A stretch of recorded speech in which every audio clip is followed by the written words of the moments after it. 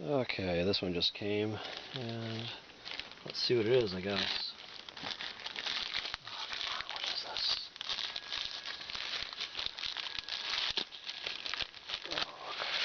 Oh, really?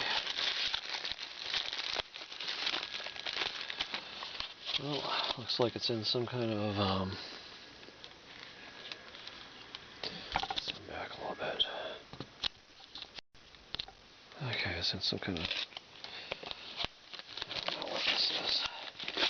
Styrofoam wrap. Okay. What the heck is this?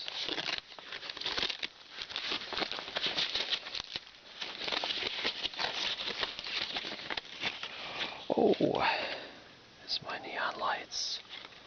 Oh, this is going to be so cool. Got some great experiments lined up for these. I have to test them out first.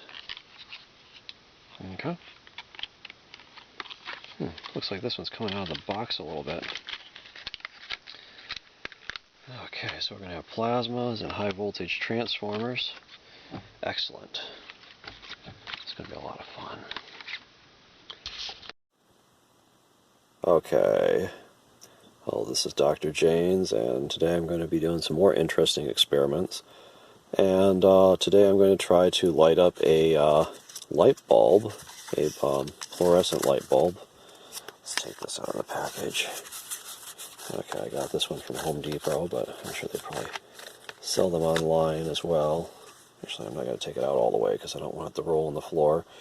So it's a fluorescent light bulb, and I have this super scary lithium-ion battery pack that I made out of, what, a bazillion 18650 batteries, all charged up. And here I have a voltmeter over here. Come on.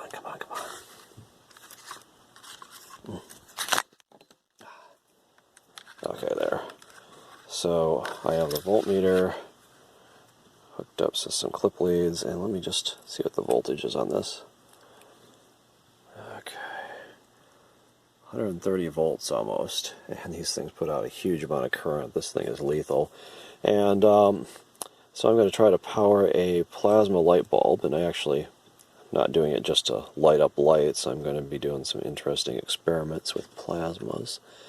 But anyway, when you're doing something like this, you know, if it's running AC, like in your you know, normal conditions with the ballast transformer or whatever, you know, AC will shut off the plasma, and there's probably resistors in there anyway. But I guess my point is that plasma has a negative IV curve, which means it has gain, if you want to look at it that way. And what will happen is the current will run away. Like if you hooked it up directly to these batteries, it will just keep on drawing more and more current until probably the batteries catch on fire or something. It burns out the light or whatever. The light probably has a really high burnout threshold, so probably the batteries will start on fire first. So you want to put a resistor in there, and I have a high power resistor, and I calculated that probably this light's supposed to be about 8 ohms. So we probably want about 8,000 ohms.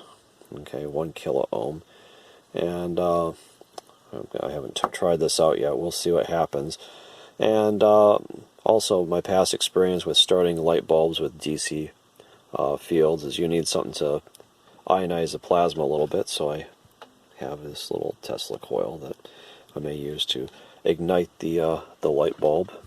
And let me hook up some clip leads, and we'll see if we can get this little project going and actually have some really interesting mad science stuff to try, because like I said, the plasma has a negative resistance, which means it can be used as an amplifier. That's right. Super cool, huh? A high power amplifier too. Well, we'll see about that. Okay, so I have the fluorescent light bulb out of the package, and I have one end hooked up to the electrodes, and I have a super high power resistor hooked up in series with this battery on one side, and I haven't hooked up the other clip lead yet, but I suspect that when I hook it up it will not ignite the light bulb, because typically you're going to need something to ionize the plasma. So let me, okay, so it has high voltage across the light bulb. When I say high voltage, I mean 130 volts. And here's our Tesla coil, and I have a plug for USB so I can get power off the computer. Let me just plug that guy in. Okay, the Tesla coil is going, and I'm going to try to see if I can, oh, see that? Oh, look at that. Oh, how cool.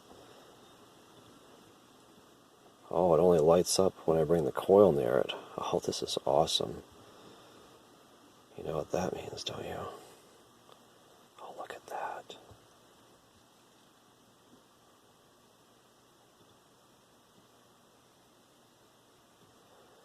Okay, maybe I have too high a resistance in there because it's not staying on. Let me just, you know, it's the prestige, right? You need to show that the effect goes away. Make sure the Tesla coil is not lighting it up. It looks like it is. We're not getting power from the battery. I put too high of a load in there. Okay. So let me try decreasing the resistance, and then we'll see what happens. Okay. Okay, so this resistor, I just took it out of the circuit. It's super cool. It has a tap that you can slide up and down. All these windings are open. And I think I'll just leave the tap where it is, and it says it's about 360 some ohms. So I could just try it with a lower resistance using the same resistor with this tap up here, and I could even slide it up some more if I needed lower voltage. Let's see if this will allow us enough current to ignite the light bulb over here. Okay, so I must have guessed at too high of a resistance, and if this doesn't work I'll have to try even lower resistance. Okay. Okay, so we have it hooked up to the tap now on the resistor. So there's only about 300 ohms on it. It's still not staying lit up. So it must not be enough current. So we need to go to lower resistance yet. I may have to find some other resistors and test this out. Okay. See if we can get this lighted. I can't use it as an amplifier if I don't get it lit up, right? Okay, so I slid the tap all the way to the end. Let's take a look here. Oh my gosh.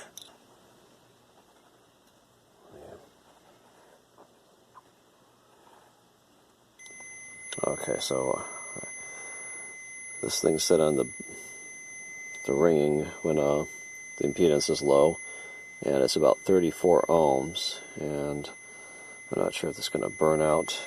You know, it's probably not designed to take a lot of power just on the top windings like that, but we can try it. 34 ohms is not too bad. I may have to tear the wires off quickly though if there's a problem.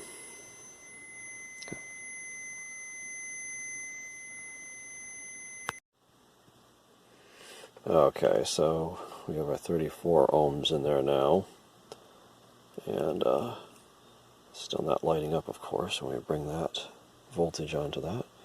But let's see if it runs away now. It's still not running away. Huh.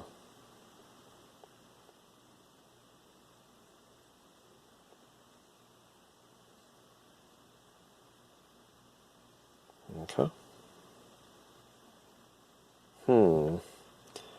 I guess we need lower resistance in there. Let's see if I can find some.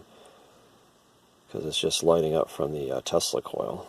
It's not lighting up from the high-powered DC that's supposed to flow through it.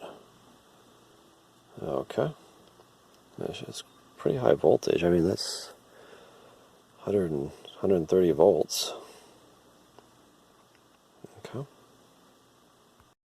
Okay, well, if this resistor doesn't work, look at this one. 2 ohms.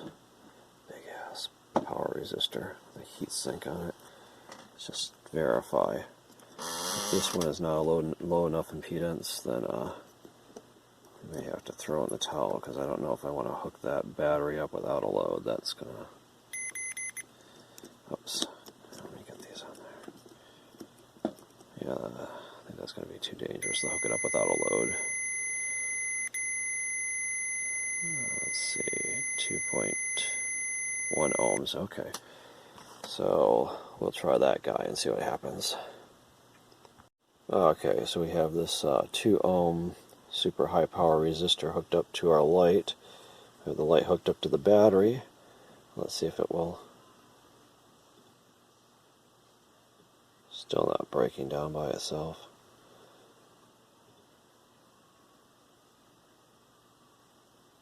Huh.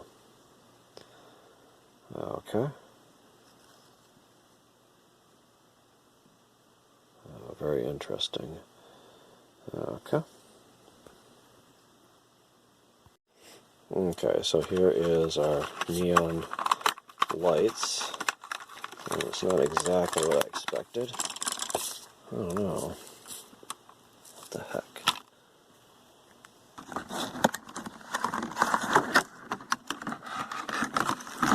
I don't know if these are neon at all. What the heck? Seems like a plastic casing. Neon should be in glass. Oh. I don't know, this is no good. Okay, so I tried to hook it up to the 5 volts out of the computer and that didn't seem to work. Actually, maybe I should have showed that first. Anyway, here I have a 12 volt battery, and let me hook up the leads. It looks pretty bright, although I'm not 100% convinced that it is neon. Maybe some kind of, I don't know, light emitting paint or something. Let me do some other tests with this. Very cool though, huh? 12 volts, and looks very bright. Okay. Okay, anyway, like I have my Tesla coil here, it's on, and it was lighting up my fluorescent light bulb a little bit ago, and it's not lighting these up, so these are definitely, I would say these are not neon lights. They just call them neon lights, but they're some kind of light emitting paint or semiconductor or something that looks like a neon light. Very disappointing. Okay.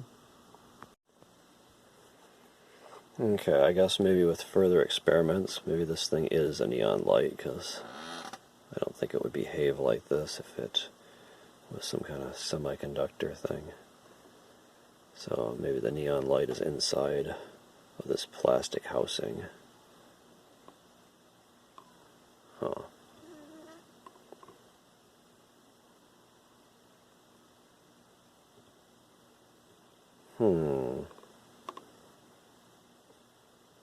Anyway.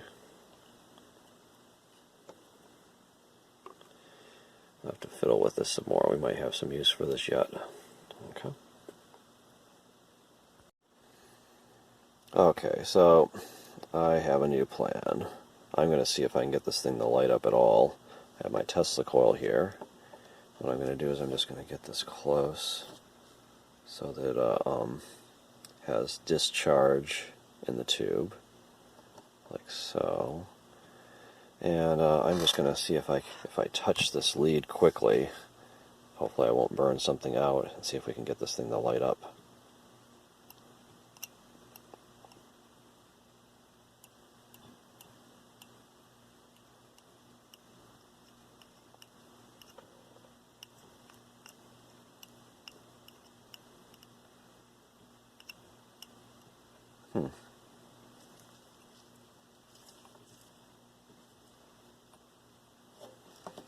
Seems to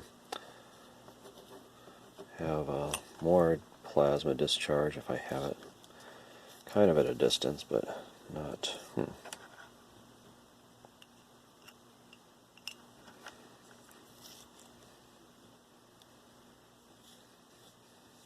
there's a way I can hold it like that.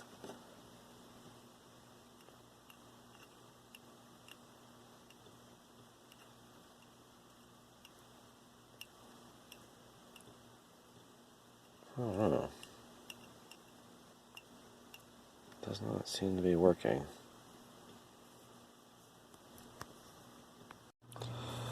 Okay, so let's, I'm going to try to remove this neon light rod from this plastic enclosure, and I have a, here, let's take a look here. I have a pipe cutter. Looks like it's about the right size, and let me get this thing clamped up in there, and we'll just see if we can cut this plastic thing off with a pipe cutter. Okay. And hopefully we can take off the plastic without breaking our glass rod inside. I'll try to be careful with this. Actually, yeah, I'm going to hang on to the glass rod and stabilize it in case it breaks. Okay. I'd like to just buy these neon light glass rods by themselves. I don't know if anyone's ever used a pipe cutter before, but it has a little cutting wheel here, and gosh, oh, there we go, look at that. Okay.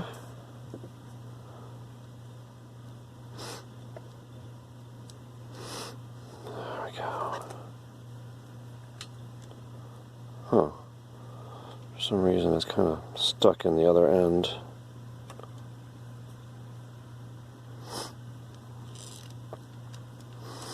Maybe I'll have to pipe cutter the other side and just suffer the losses here, because I want to remove this wire so it's not interfering with the discharge of the plasma.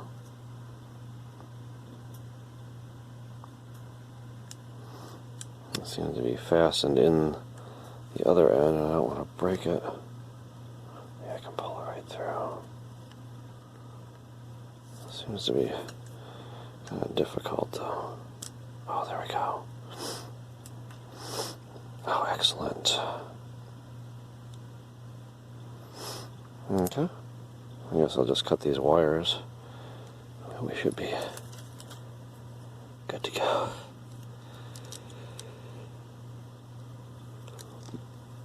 Now I got a pair of dikes here. And maybe I'll keep that connector, because who knows when you might need a connector like that. And there we go. I have liberated our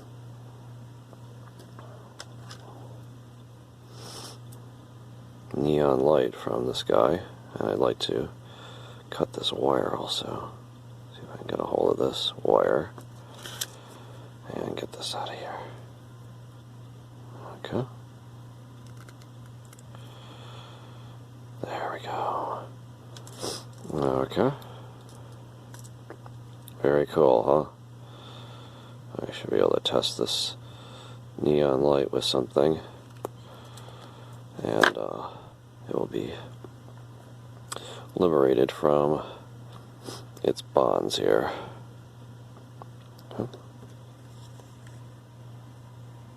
Okay, so I have my mini Tesla coil here, and here is our neon light rod, and I bring it up close to here. And it's exciting a plasma a certain distance from here.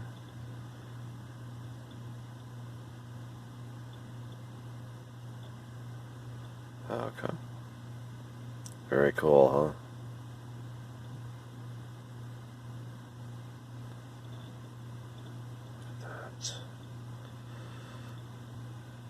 Okay, we should be able to do some interesting experiments with this guy, for sure.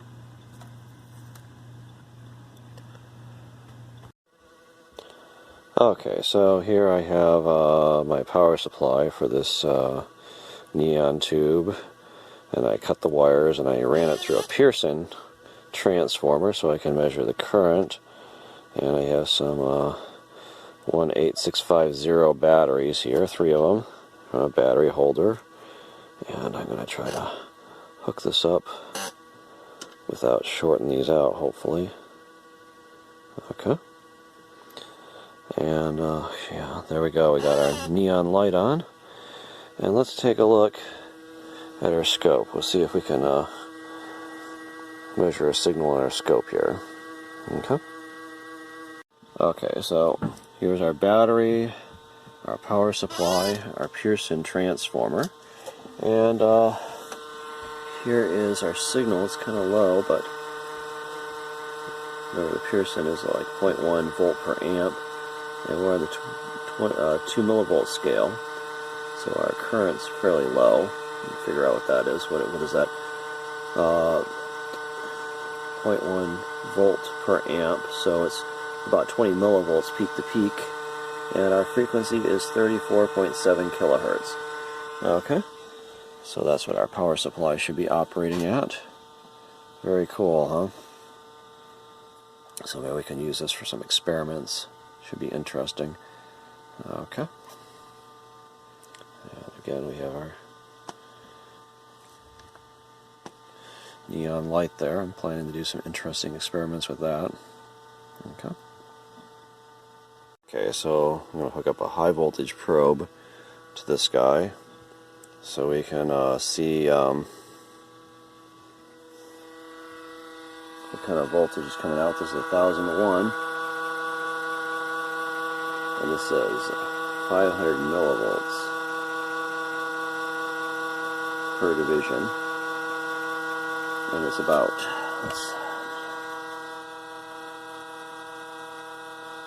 it's about 2 divisions, so it's about 1,000 millivolts, or a volt times 1,000, so it's about 1,000 volts coming out of this guy. Okay, so we hook up a high voltage probe to this guy, and it's about 1,000 volts coming out of it. Okay, so that's good to know.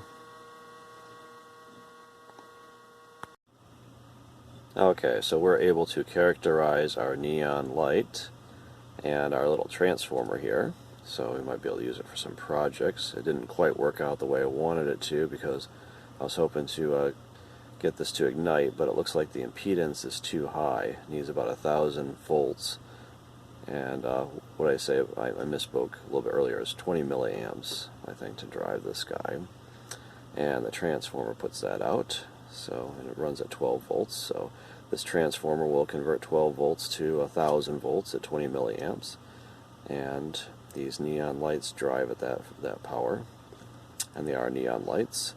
But I'm going to have to look at some other plasma tubes, because I'm interested in building a plasma amplifier, and so there'll be other videos on this, and I might use a different type of tube. We'll see.